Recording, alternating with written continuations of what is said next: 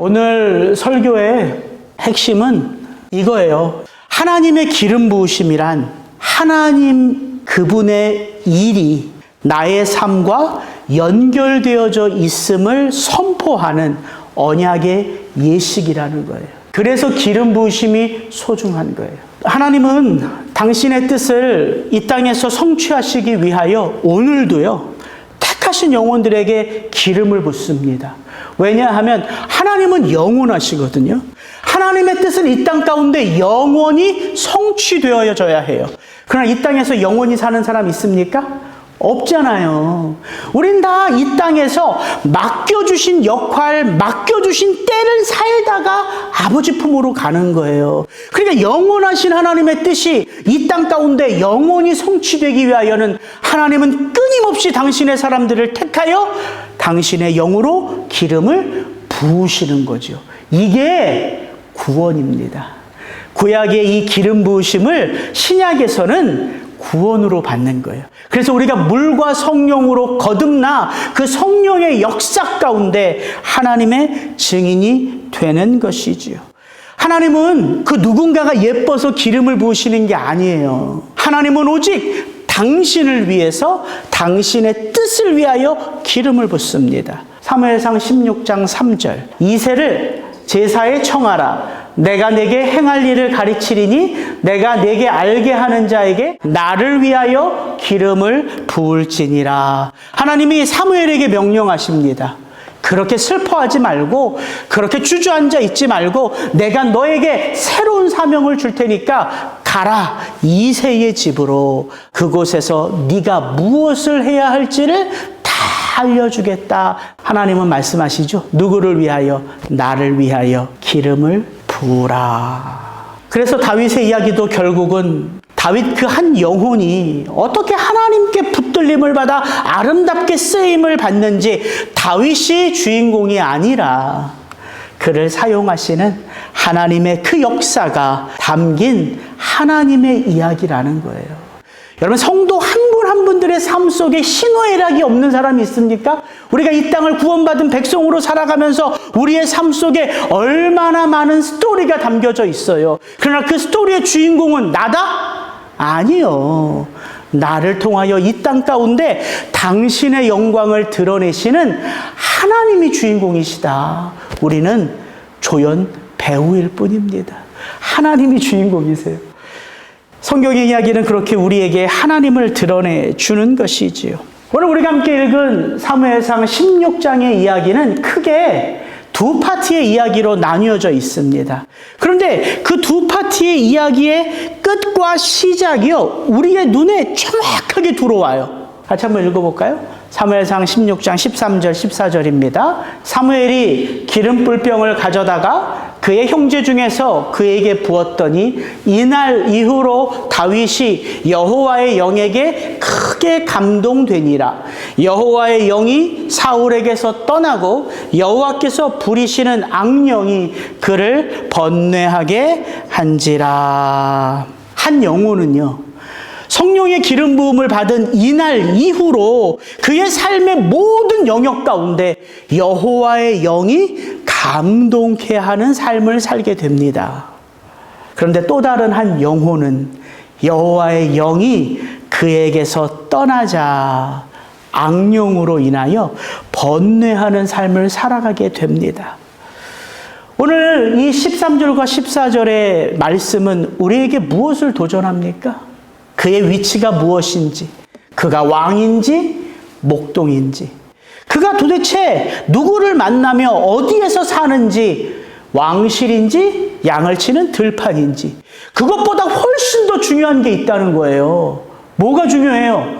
내가 무엇을 하며 먹고 사는 게 중요한 게 아니라, 내가 누구를 만나며 내 삶을 갖고 가는 게 중요한 게 아니라, 그것보다 더 중요한 것은 이것 하나라는 거예요. 누가 내 인생을 붙들고 있는지, 누가 내 인생을 다스리고 있는지, 그 여호와의 영이 내 인생 가운데 함께함을 알면 아무도 주목하지 않는 목동일지라도, 아무도 알아두지 않는 들판에 내 인생이 펼쳐질지라도 하나님은 그 영혼을 존귀하게 하나님 당신의 뜻을 이루기 위하여 사용하신다 이거예요. 그래서 우리가 예배 때마다 돌아보는 거예요. 지금 내 인생 가운데 하나님은 과연 나와 함께하고 계신지. 우리가 물과 성령으로 거듭나 하나님의 자녀가 되면요, 이제 우리의 삶 속에 내가 하는 모든 일들은 나를 위한 일이 아닙니다. 그게 거듭남이에요. 그것은 오직 하나님의 뜻을 위한 삶이 펼쳐지는 거예요. 그런데 우리는 여전히 자아가 강해서 구원을 체험해도 여전히 누가 중요하죠? 내가 중요하죠, 내가. 그래서 하나님은 끊임없이 성도들을 어느 길로 인도한다고요? 영광스러운 저 천국의 길로 인도하는 게 아니라 이 땅에서 우리를 쫙 방목하시면서 수많은 고난의 삶으로 우리를 인도하신다고요. 그 고난의 삶을 통하여 내가 하나님과 어떻게 교제를 나누어야 하고, 내가 하나님께 어떻게 의지해야 하며, 내가 과연 나의 삶 속에 하나님의 무엇을 드러내야 하는지를 배우기 때문이에요. 여러분, 그것이 구원입니다. 그래서 저와 여러분의 삶 속에 하나님의 뜻이 하나하나 때와 기한에 맞추어 나의 삶 속에서 구원의 역사를 이루어가는 거예요. 여러분, 이것이 하나님의 놀라운 구원 역사입니다. 여러분, 한번 생각해 보세요. 다윗이 그날 사무엘로부터 기름 부음을 받았습니다. 기름 부음을 받은 그날 이후로 다윗의 삶 가운데 무엇이 달라졌습니까? 여러분, 한번 생각해 보세요. 그가 하는 일이 달라졌습니까? 아니요. 그는 여전히 아버지의 양을 치기 위하여 들판으로 나가야 했습니다. 그가 기름 부음을 받았다고 사람들이 그를 주목하나요? 아니요. 그 기름 부음의 사건은 이새의 가족 안에서 일어난 일인데 다윗의 형들조차 다윗이 기름 부음을 왜 받았는지 별반 관심이 없어요. 그래서 그 골리앗과의 전투에서 그 형 엘리압이 다윗을 막 비난하는 걸 보잖아요. 여전히 다윗은 그 집안의 천덕꾸러기 막내일 뿐입니다. 달라진 것이 없는 것 같아요.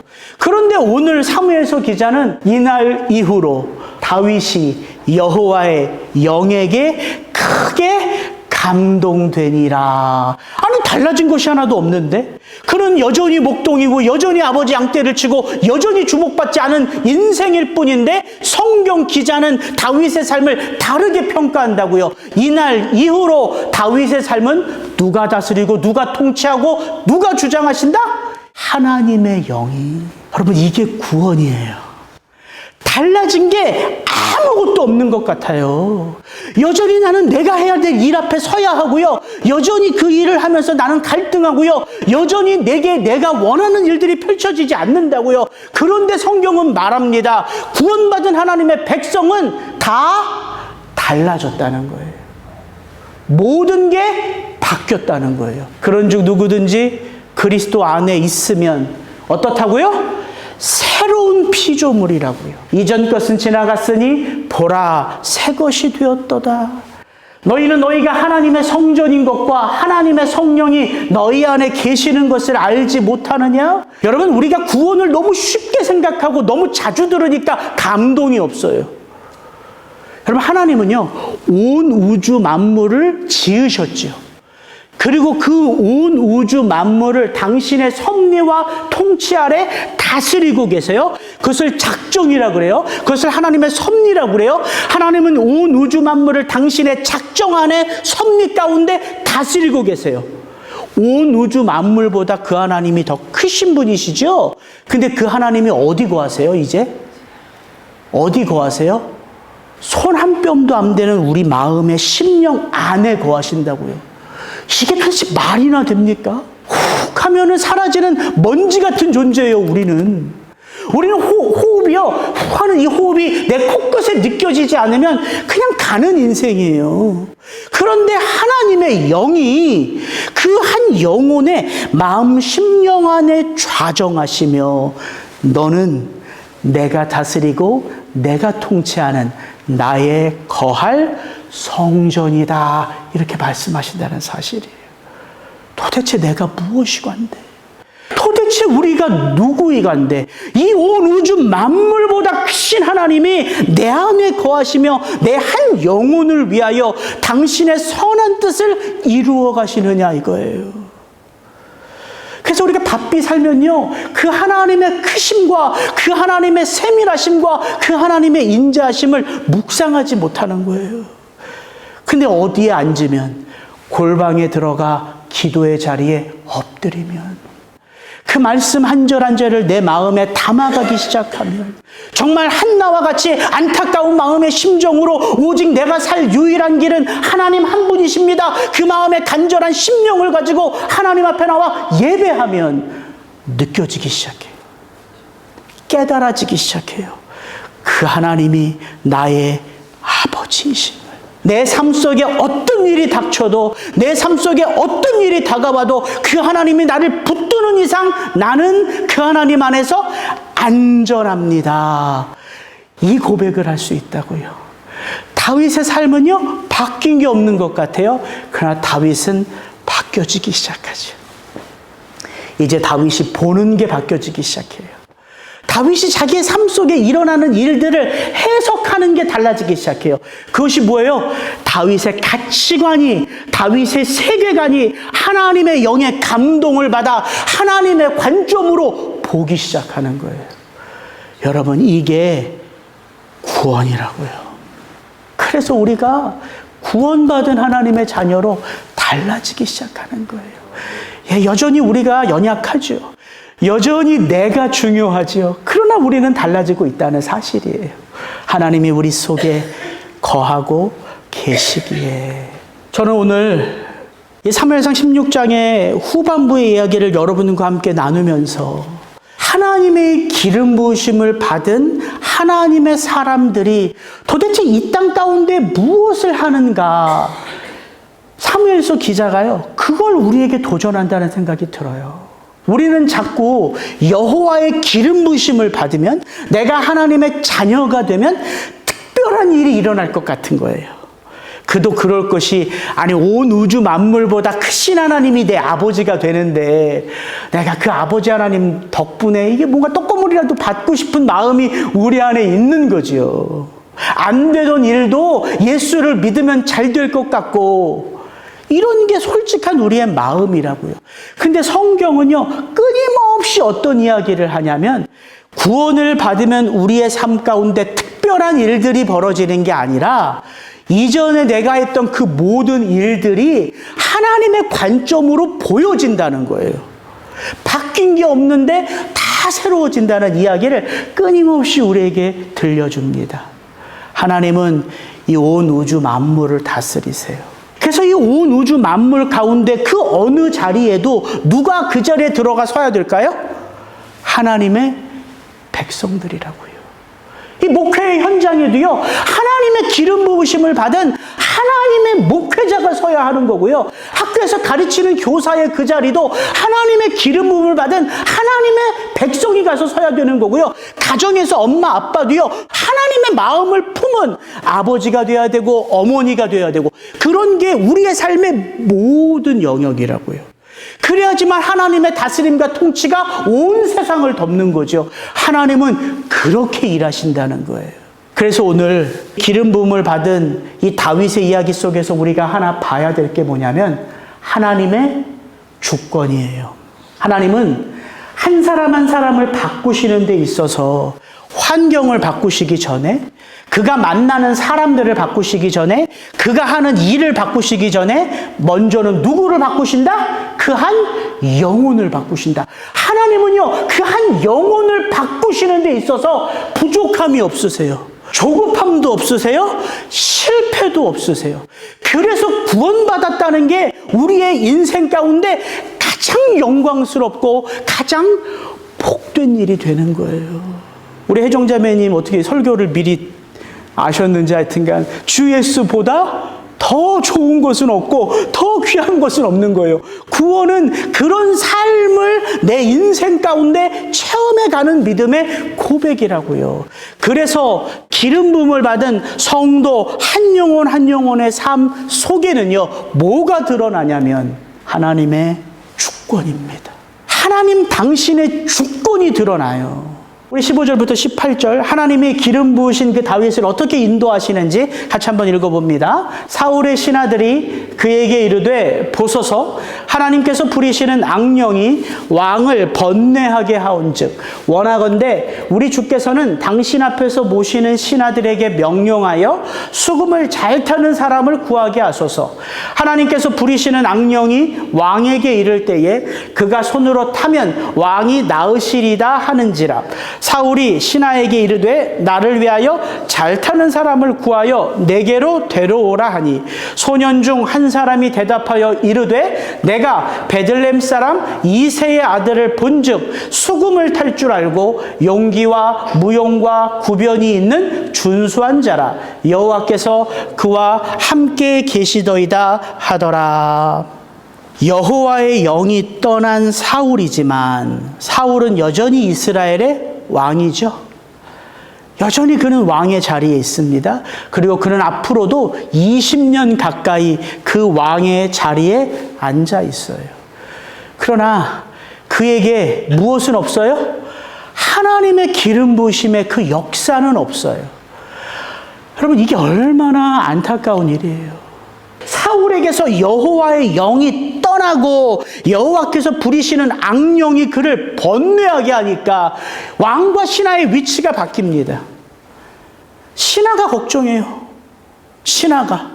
그래서 왕에게 이런 해결책을 줘요. 왕이시여, 당신이 이렇게 여호와가 부리시는 악령으로 인하여 번뇌할 때에 누구를 찾아서 수금을 잘 타는 사람을 찾아서 그렇게 번뇌할 때마다 그 수금의 연주를 들으면 그 악령이 떠나갈 것입니다.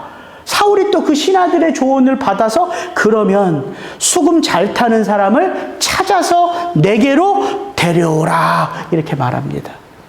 여러분, 음악 치료는 오늘날만 있는 게 아니에요. 음악이라는 게 그런 것 같아요.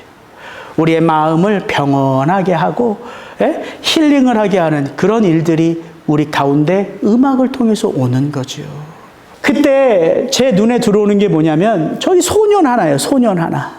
사울이 수금 잘 타는 사람을 좀 수소문해서 내게로 좀 찾아 데려와라 했더니 갑자기 그 자리에 소년 하나가 벌떡 일어나더니 이렇게 말하는 거예요. 내가 베들레헴 사람 이새의 아들을 본즉 수금을 탈 줄 알고 용기와 무용과 구변이 있는 준수한 자라. 여호와께서 그와 함께 계시더이다. 아니, 이 소년 하나가 누군데 지금 왕실에 귀한 사람 하나를 천거하는 거잖아요.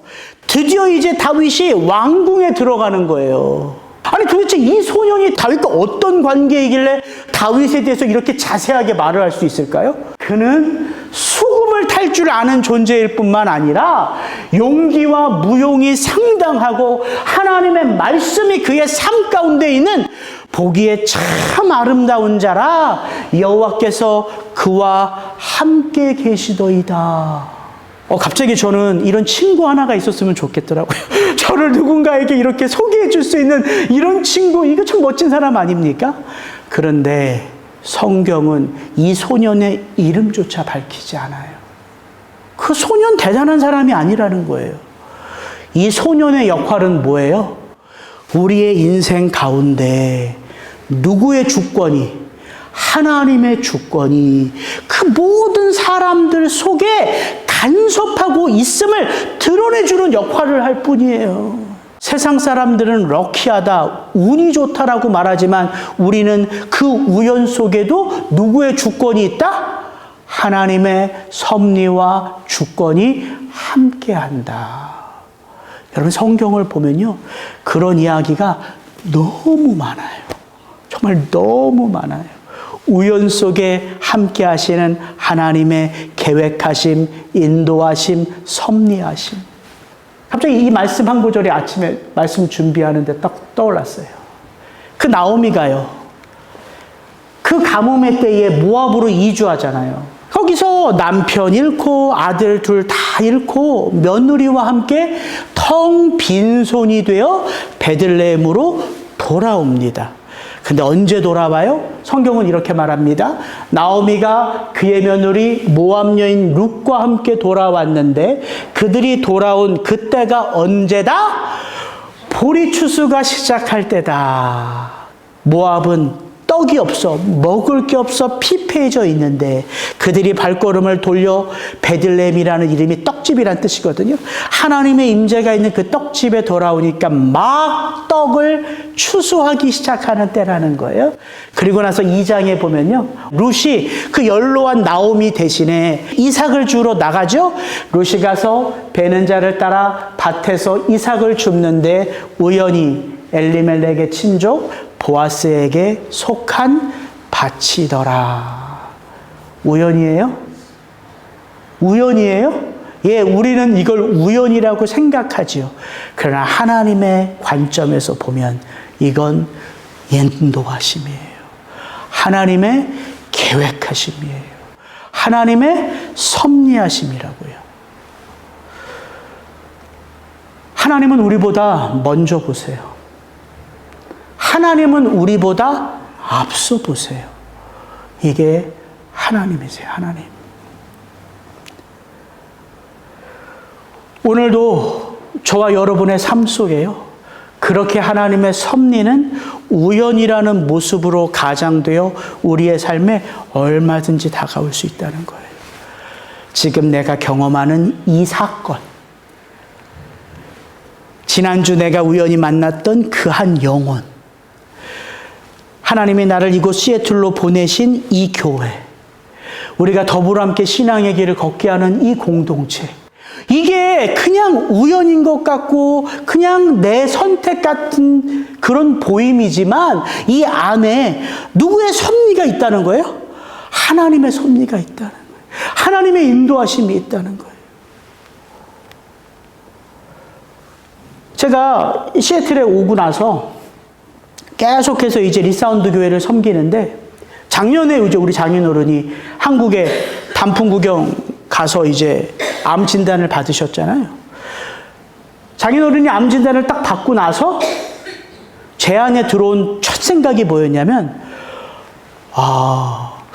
나와 아내가 이곳에 온 게 이런 일 때문이 아닌가 싶은 생각이 가장 먼저 제 안에 들어왔어요. 저희 장인어른 장모님은 아들, 딸 얘기 잘 안 하시잖아요. 근데 제가 6년을 옆에서 보니까 그래도 첫째 딸을 많이 의지하세요. 아니, 두 분이 힘든 이 과정을 겪어가면서 딸이 가장 옆에 가까이 있다는 게 얼마나 위로고 얼마나 힘이 되겠냐고요. 그 생각이 드는 거예요. 그리고 나서 제가 한국에 가서 장인어른 장모님을 보니까 많은 손길들이 두 분의 삶 가운데 함께하고 계심을 보게 되었어요. 오직하면 제가 저희 중보기도자, 산호세에 있는 중보기도자한테 장인어른이 이제 키모 2번 남으셨는데 우리 가정이 장인어른 키모 잘 받으시라고 응원차 한국 갑니다. 그분이 장로님 맛있는 거 사드리라고 뱀모로 돈을 또 넣어줘요.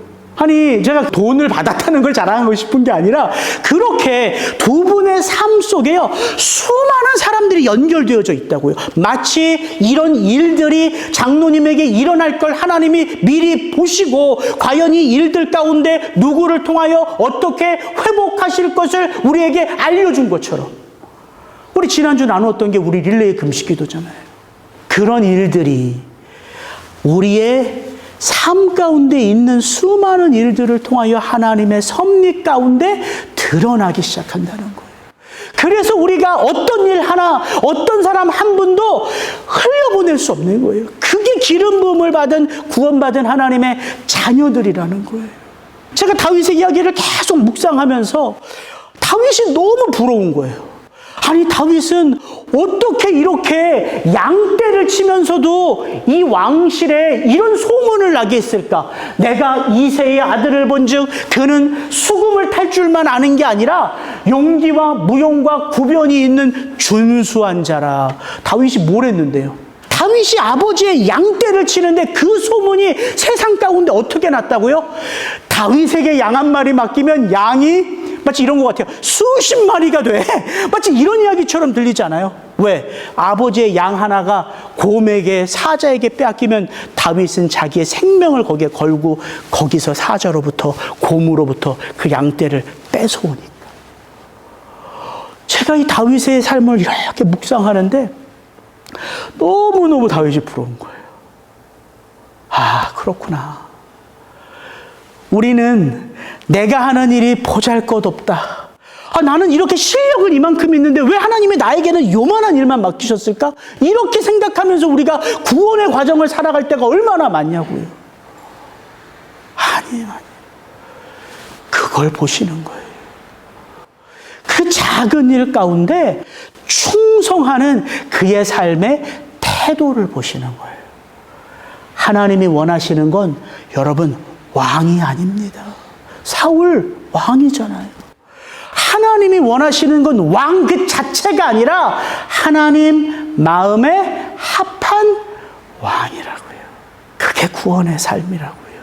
그래서 오늘 다윗의 이야기는 그 하나님의 주권이 다윗을 이렇게 인도하죠. 기름 부음을 받은 다윗이 왕으로 궁정에 들어가는 것이 아니라 어떤 모습으로 들어가요? 종으로 궁정에 들어가요. 왜? 그 자리에 누가 있어요? 왕이 있거든요. 그 사울 왕이 있어요. 근데 그 왕은 실제는 어떤 왕이에요? 여호와의 기름 부으심이 떠난 왕이에요. 그래서 여호와가 부리시는 악령으로 번뇌하는 왕이에요. 이게 기가 막히지 않습니까? 하나님이 다윗에게 기름을 부어 그의 모든 인생을 여호와의 영으로 감동케 하시는데 그가 여호와의 영에 감동이 되어 섬겼던 첫 번째 일은 뭐냐면 번뇌하는 왕, 악한 왕, 버림받은 왕, 그 왕을 섬기는 종이었다고요. 이게 다윗의 이야기가 오늘 저와 여러분에게 주는 도전이라고요. 그런데 다윗만 그러지 않았습니다. 이 땅의 왕으로 오신 예수 그리스도도 그는 근본 하나님의 본체시나 하나님과 동등됨을 취할 것으로 여기지 아니하시고 종의 형체를 입어 우리에게 당신의 생명을 주어 섬기셨지요. 다윗의 이야기는 누구의 이야기를 드러내는 이야기라고요? 그리스도 예수의 이야기. 그렇게 저와 여러분이 구원으로 기름 부음 받은 거예요. 우리가 얼마나 귀한 일을 하느냐, 우리가 얼마나 새로운 일을 하느냐, 그게 중요하지 않습니다. 여러분, 일이라는 게요, 에너지를 갖고 있어요. 일. 그래서 하나님이 일하시는 하나님이에요. 우리가 성경을 열면서 가장 먼저 보는 하나님이 누구예요? 온 우주 만물을 창조하시는, 일하시는 하나님이에요. 그 하나님은 일을 엿새 동안 열심히 하시고 그 일이 모든 일이 완성이 되어 안식하신 거잖아요. 그래서 십계명에 보면 안식일을 거룩하게 지키라. 그 말이 무슨 말이에요? 6일 동안 전심을 다하여 너의 모든 에너지를 하나님이 맡기신 그 일에 쏟아부으라. 이게 십계명이에요. 그 일. 그런데 사울은 그 일에 중독이 되어 넘어졌어요. 여러분, 일이라는 게 그런 거예요. 일을 하다 보면요, 내가 드러나요. 더군다나 그 일을 누가 맡기셨다고요? 하나님이 맡기셨어요. 하나님이 맡기신 이스라엘의 왕의 역할을 사울이 감당하면서 점점 사울은 누가 되고자 하는 욕망을 품어요? 하나님이 되고자 하는 욕망을 품어요. 여러분, 이게 일이에요. 그래서 일이 우리를 하나님의 영광을 드러내기도 하고요. 그 일 때문에 우리가 하나님으로부터 멀어지기도 하는 거예요. 하나님 여전히 이 땅에 당신의 일을 위하여 당신의 사람들을 부르시고 택하시고 보내신다고요. 그래서 우리가 이제 지금 내가 하는 이 일을 어떤 마음을 가져야 되냐면 하나님이 내게 맡기신 왕업이다. King's work. 내가 하는 일이 남들이 보기에 대단해서 왕업이 아니라 그 일을 하나님의 이름으로 하기에 그게 왕업이 되는 거예요. 여러분이 손주, 손녀를 키우고 맡아도, 여러분이 목사님 저는 이제 다 은퇴하고 이제 내가 번 돈 잘 쓰는 삶으로 이제 난 하나님 앞에 갈 것입니다. 예, 그러면 그 돈을 왕업으로 쓰시는 거예요. 하나님의 영광을 위하여 그 돈을 쓰는 것도 하나님의 일이라고요. 설교를 준비하면서 계속해서 이 하나의 간증이 떠올랐어요. 한 목사님이 너무너무 목회를 잘하고 싶어서 하여튼 열심히 목회를 했어요. 근데 목회를 열심히 해도 부흥은 안 되는 거예요. 부흥은 안 되는 거예요. 근데 이 목회를 열심히 하는 이분을 주목해서 이제 선배 목사님들이 그분을 대형교회로 이제 청빙을 하려고 청빙을 하는 그 가운데 이 목사님이 했던 간증이에요. 자기가 목회를 열심히 하는데 부흥이 안 될 때 제일 자기가 하기 싫었던 설교가 뭐였냐면 그 달란트 설교였다는 거예요. 달란트 설교에 보면 예수님이 달란트 설교하죠. 1달란트 맡기고 2달란트 맡기고 5달란트 맡기잖아요. 그래서 이분이 하나님 저는 5달란트를 맡겨줘도 그 5달란트를 풍성하게 배가시킬 수 있는 능력이 있고 자신감이 있는데 왜 하나님 저에게는 1달란트만 주시냐고, 이걸로 제 성이 안 찬다고 그렇게 생각하면서 이제 그 청빙을 고민하면서 기도하는데 하나님이 그런 마음을 주셨다는 거예요. 아들아, 내가 너를 믿으니까 1달란트 맡긴 거야. 내가 너를 사랑하니까 1달란트 맡긴 거야. 그게 깨달아지더래요. 그렇지. 이 목사들도 다 이게 경쟁 세계인데 누구나 다 몇 달란트 받기 원해요? 5달란트 받기를 원하고 5달란트가 있는 목회를 하기 원하잖아요. 그러니까 1달란트를 주면 다 불평하고 불만하겠죠. 이 목사님이 딱 그런 생각이 드는 거야. 아, 그래? 그러면 내가 이 1달란트를 마치 5달란트를 받은 것처럼 목회를 하면 하나님이 기뻐하시겠지. 갑자기 그런 깨달음이 왔더라는 거예요. 그래서 대형교회 청빙을 거절하고 불평하던 이분이 기쁨으로, 감사로 그 목회를 하기 시작한 거예요.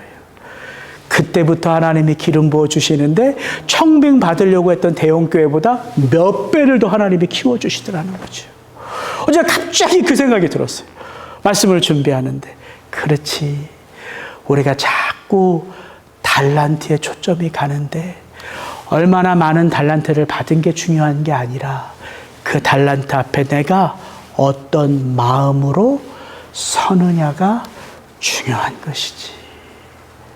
다윗은 기름 부음을 받고 버림받은 왕을 섬기기 위하여 그 왕실로 들어갑니다. 그리고 오늘 이야기를 보면 21절부터 23절을 제가 한번 읽어드릴게요. 다윗이 그 왕실에서 어떻게 되는지를 한번 들어보십시오. 다윗이 사울에게 이르러 그 앞에 모셔 섬에 사울이 그를 크게 사랑하여 자기의 무기를 드는 자로 삼고 또 사울이 이새에게 사람을 보내어 이르되 원하건대 다윗을 내 앞에 모셔서게 하라. 그가 내게 은총을 얻었느니라 하니라. 하나님께서 부리시는 악령이 사울에게 이를 때에 다윗이 수금을 들고 와서 손으로 탄즉 사울이 상쾌하여 낫고 악령이 그에게서 떠나니라. 여러분 아름답지 않습니까? 하나님의 기름 부으신 왕이 종이 되어 하나님의 버림받은 왕을 섬길 때에 그가 하나님을 잠시라도 인식할 수 있게끔 악령이 떠나고 상쾌하여 그의 마음이 진정이 되었다는 거예요. 하나님이 저와 여러분들에게 오늘도 이 땅을 살아가는 그 일을 맡기셨습니다. 우리 그 일을 어떻게 감당해야 돼요? 하나님을 대하는 마음으로 그 자리에 서야 돼요. 우리가 그렇게 서면 그 일들을 통하여 어떤 일이 일어난다고요? 얽혔던 실타래가 풀리고 낙심됐던 영혼들이 회복하여 일어나고 문제 가운데 있던 자들이 세상을 의지하지 않고 하나님을 볼 수 있게끔 우리가 그 하나님의 영광을 드러내는 하나님의 기름 부음 받은 사람이라는 사실입니다. 여러분, 그렇게 이번 한 주 누군가를 위하여 내가 보냄받은 자처럼 그렇게 서실 수 있기를 주의 이름으로 축복합니다.